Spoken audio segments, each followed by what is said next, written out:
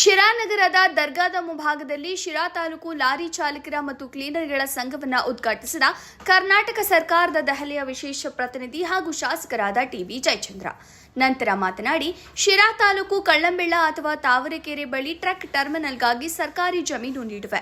ಸಂಘದ ಆಶ್ರಯದಲ್ಲಿ ಲಾರಿ ಡ್ರೈವರ್ಗಳಿಗಾಗಿ ಶಿಬಿರ ಏರ್ಪಡಿಸಿ ಇಲ್ಲಿಯೇ ಡ್ರೈವರ್ಗಳಿಗೆ ವಾಹನ ಚಾಲನಾ ಪರವಾನಗಿಯನ್ನ ನೀಡುವ ವ್ಯವಸ್ಥೆ ಕಲ್ಪಿಸುವೆ ಎಂದರು. ಈಗಾಗಲೇ ಕ್ರಮೇಣ ನಮ್ಮ ಶಿರಾ ಕೈಗಾರಿಕಾ ಪ್ರದೇಶದಲ್ಲಿ ಹೊಸ ಕಂಪನಿಗಳು ಪ್ರಾರಂಭವಾಗುತ್ತಿದ್ದು, ಇನ್ನು ಮುಂದೆ ಸಾಗಾಣಿಕೆ ಲಾರಿ ಹಾಗೂ ಡ್ರೈವರ್ಗಳ ಬೇಡಿಕೆ ಹೆಚ್ಚಾಗಿರುತ್ತದೆ. ಲಾರಿ ಡ್ರೈವರ್ಗಳ ಸುರಕ್ಷತೆ ಬಹಳ ಮುಖ್ಯ, ಏಕೆಂದರೆ ಅವರ ಕುಟುಂಬ ಅವರನ್ನು ಆಶ್ರಯಿಸಿರುತ್ತದೆ. ಅವರಿಗೆ ಆರೋಗ್ಯ ವಿಮೆ, ಅಪಘಾತಗಳು ಸಂಭವಿಸಿದಾಗ ಪರಿಹಾರ ನೀಡುವ ವ್ಯವಸ್ಥೆಯನ್ನ ಕಾರ್ಮಿಕ ಇಲಾಖೆಯಿಂದ ಸಂಘವು ಪಡೆದುಕೊಳ್ಳಬೇಕು ಎಂದು ತಿಳಿಸಿದರು. ಇನ್ನು ಒಂದು 2,000 ಜನ ಡ್ರೈವರ್ಗಳಿಗೆ ಇನ್ನು 2-3 ವರ್ಷದಲ್ಲಿ ನಿಮಗೆ ಉದ್ಯೋಗದ ಅವಕಾಶ ಸಿಗ್ತದೆ ಅಂತಕ್ಕಂಥದ್ದನ್ನು ನೀವು ಮರಿಬೇಡಿ. ಅವಕಾಶವನ್ನು ಕಳ್ಕೋಬೇಡಿ. ಬೇರೆ ಯಾವುದೋ ಊರಿನಿಂದ ಈಗ ನಾನು ನೋಡ್ತಾ ಇದ್ದೀನಿ. ನಾನು ಮೊನ್ನೆ ಫ್ಯಾಕ್ಟ್ರಿಗೆ ಹೋದಾಗ ಯಾರಿದ್ರು ಫ್ಯಾಕ್ಟ್ರಿನಲ್ಲಿ ಇದ್ದರೆ ಚೈನಾದವರಿದ್ದರು. ಆಮೇಲೆ ಅವ್ರು ಹೇಳ್ತಾರೆ ಬಿಹಾರದವ್ರು ಇದ್ದಾರೆ ಸರ್, ಜಾಸ್ತಿ ಜನ UP-ನವ್ರು ಇದ್ದಾರೆ ಅಂದೆ. ನಮ್ಮವರೆಲ್ಲ ಒಂದು ಕಡೆಗೆ ಮುನ್ನುಗ್ಗಿ ಕೆಲಸಕ್ಕೆ ಹೋಗೋದಿಲ್ಲ, ಸೋಂಬೇರಿತನ ಮಾಡ್ತಾರೆ. ಅದು ಮಾಡಕ್ ಹೋಗ್ಬಾರ್ದು.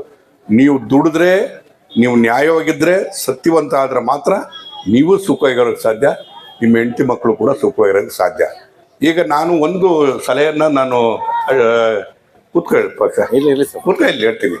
ಈಗ ನಾನು ಇಲ್ಲಿ ಟ್ರಕ್ ಟರ್ಮಿನಲ್ ಮಾಡೋದಾದರೆ ಇಲ್ಲಿ ಕಳ್ಳಂಬೆಳ್ಳದ ಹತ್ರ ಅಲ್ಲೂ ಸಾಕಷ್ಟು ಲ್ಯಾಂಡ್ ಇದೆ, ಅಲ್ಲಿ ಬೇಕಾದ್ರೂ ಮಾಡ್ಬೋದು. ಇಲ್ಲಾಂದರೆ ಇಲ್ಲಿ ತಾವರೆಕೆರೆ ಹತ್ರ 800 ಎಕರೆ ಜಾಗನ ನಾನು ಒಂದು ಹೆರಿಟೇಜ್ ಹಬ್ ಅಂತೇಳಿ ಮಾಡೋಕ್ಕೋಸ್ಕರ ಇಟ್ಕೊಂಡಿದ್ದೇನೆ. ಇದನ್ನು ಬಹುಶಃ ನೀವು ಜಾಗ ನೋಡಿ ನಾನು ತೋರಿಸ್ಕೊಡ್ತೀನಿ. ಜಾಗ ನೋಡಿ ಅದು ಸೂಕ್ತವಾದರೆ ನೀವು 10 ಎಕರೆ ಅಲ್ಲ 20 ಎಕರೆಯಲ್ಲಿ ನಿಮಗೆ ಕೊಡ್ತೀನಿ, ಆ ಜಾಗ ಕೊಡ್ತೀನಿ. ಅಥವಾ ಇಲ್ಲೂ ಬೇಕಾದ್ರೆ ನಾನು ಕೊಡ್ತೇನೆ. ಆದರೆ ಟ್ರಕ್ ಟರ್ಮಿನಲ್ಲೇ ಬೇಕಾದಂಥದ್ದು ಸರ್ಕಾರದಿಂದ ಸವಲತ್ತು ಸಿಗ್ತದೆ, ಇದು ಕಾರ್ಮಿಕ ಇಲಾಖೆಯಿಂದಲೂ ಕೂಡ ಸವಲತ್ತು ಸಿಗುತ್ತೆ. ಅದೆಲ್ಲದೂ ಕೊಡಿಸುವಂಥ ಕೆಲಸವನ್ನು ಮಾಡೋಣ. ಇವ್ರಿಗೆ ಆದಂತ ಮೊದಲನೇದಾಗಿ ಏನ್ ಬೇಕು ಅಂದ್ರೆ 400 ಜನ ಇದ್ದಾರೆ ಅಂದ್ರೆ ಒಂದು ಆಂಬುಲೆನ್ಸ್ ಅವಶ್ಯಕತೆ ಫಸ್ಟ್ ಬೇಕಾಗುತ್ತೆ ಸರ್. ಏನಕ್ಕಂದ್ರೆ ಎಲ್ಲ ದೇವ್ರದಿಂದ ಎಲ್ಲರಿಗೂ ದೇವ್ರು ಎಲ್ಲ ಕಾಪಾಡಲಿ ಸರ್. ಏನನ್ನ ಹೆಚ್ಚು ಕಡಿಮೆ ಆದಾಗ ಆಂಬುಲೆನ್ಸ್ಗಳು ವ್ಯವಸ್ಥೆ ಇರಲ್ಲ. ಅದು ತಮ್ಮ ಅವಧಿಯಲ್ಲಿ ತಮ್ಮ ನಿಮ್ಮ ಅಭಯ ಹಸ್ತದಿಂದ ಆಗ್ಲಿ ಅಂತ ನಾನು ಕೇಳ್ಕೊಂತೀನಿ ಸರ್. ಮೊದಲನೇದು ನಿವೇಶನಗಳು ಯಾರಿಗೂ 100ಕ್ಕೆ 90% ಇರಲ್ಲ ಸರ್. ಆದ್ರಿಂದ ತಮ್ಮ ಎಲ್ಲ ಬಯಲು ಪ್ರದೇಶ ಇರುತ್ತೆ, ನಗರಸಭಾ ಅಧ್ಯಕ್ಷರಿದ್ದಾರೆ, ಆದಷ್ಟು ನೀವು ಮುಂದೆ ಮಾಡ್ಕೊಡ್ತೀರಾ ಅಂತ ನಮ್ಗೆ ನಾವೇನು ಇದು ಡಿಮ್ಯಾಂಡ್ ಇಕ್ಕೋದಿಲ್ಲ. ಯಾಕಂದ್ರೆ ಎಲ್ಲರಿಗೂ ನೀವು ಸಮಾನವಾಗಿ ನೋಡ್ತೀರಾ. ನಾವು ಬಹಳ ವಿಶೇಷವಾಗಿ ನಿಮಗೆ ಗೌರವ. ಹಾಸ್ಪಿಟಲ್ ಅಲ್ಲಿ ನಮ್ಮ ಜೊತೆ ಎಲ್ಲ ಕೂಡ ಡಿಸ್ಕಸ್ ಮಾಡಿದ್ರೆ, ಇವತ್ತು ಕೂಡ ಒಂದು ನ್ಯಾಷನಲ್ ಹೈವೇ ಮೀಟಿಂಗ್ ಇತ್ತು. ಅದರಲ್ಲಿ ಸಾಹೇಬ್ರಿಗೂ ನಾವು ರಿಕ್ವೆಸ್ಟ್ ಮಾಡಿದ್ವಿ ರೋಡಲ್ಲಿ CCTV ಹಾಕ್ಲಿಕ್ಕೆ, ಮತ್ತೆ ಹೈವೇನಲ್ಲಿ ಎಲ್ಲಿ ಟೋಲ್ ಬರುತ್ತೆ ಟೋಲ್ ಪಕ್ಕ ಒಂದು ಟ್ರಕ್ ಟರ್ಮಿನಲ್ ಮಾಡ್ಬೇಕು ಅಂತ. ಏನೀಗ ಇವ್ರು ಹೇಮಂತ್ ಅವ್ರು ಹೇಳಿದ್ರು ಟ್ರಕ್ ಟರ್ಮಿನಲ್ ಮಾಡ್ಬೇಕು ಅಂತ. ನಿದ್ದೆ ಸಹಜ, ಎಲ್ರಿಗೂ ನಿದ್ದೆ ಬಂದೇ ಬರುತ್ತೆ, ನಾವೆಲ್ಲರೂ ಮನುಷ್ಯರಲ್ವಾ.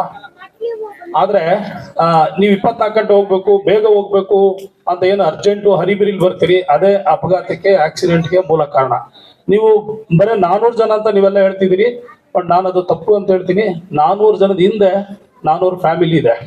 ಹೌದಾ? 400 ಫ್ಯಾಮಿಲಿ ಇದೆ. ನಿಮ್ಮ ಇವ್ರು ಹೇಳ್ತಾ ಇದ್ರು ನಮ್ಮ ಉಪಾಧ್ಯಕ್ಷರು, ಜೀವ ಮುಂದೆ ಅಲ್ಲ, ಜೀವ ಅಲ್ಲ ಮುಂದೆ ಇರೋದು, ಸಾವು ನಮ್ಮ ಮುಂದೆ ಇರ್ತದೆ. ನೀವು ಗಾಡಿ ಓಡಿಸ್ತಾ ಇದ್ದೀನಿ ಅಂದ್ರೆ ನಿಮ್ಮ ಮುಂದೆ ಸಾವು ಇರ್ತದೆ. ಅದರಿಂದ ತಪ್ಪಿಸ್ಕೊಂಡು ಇಂಗ್ಲೀಷಲ್ಲಿ ಒಂದು ಮಾತು ಹೇಳ್ತಾರೆ, ಡಿಫೆನ್ಸಿಂಗ್ ಡ್ರೈವಿಂಗ್. ಸರ್ ನಾನು ಸರಿ ಇದ್ದೆ ಸರ್, ನಾನು ಆರಾಮ್ ಲೆಫ್ಟ್ ಹೋಗ್ತಿದ್ದೆ ಸರ್, ರೈಟಲ್ಲಿ ಇದ್ದೊಂದು ಬಂದು ನನ್ಗೆ ಹೊಡೆದ್ಬಿಟ್ಟ. ಅದಕ್ಕೆ ಡಿಫೆನ್ಸಿವ್ ಡ್ರೈವಿಂಗ್ ಅಂತಾರೆ. ರಕ್ಷಣಾತ್ಮಕವಾಗಿ ನಾವು ಹೆಂಗೆ ಚಾಲನೆ ಮಾಡೋದು. ಅವನು ತಪ್ಪು ಮಾಡ್ತಿದ್ದಾನೆ ಅಂದ್ರೆ ನೀವು ಸೈಡ್ ಬನ್ನಿ, ಅದ್ರಲ್ಲಿ ಏನು ಹೋಗಲ್ಲ.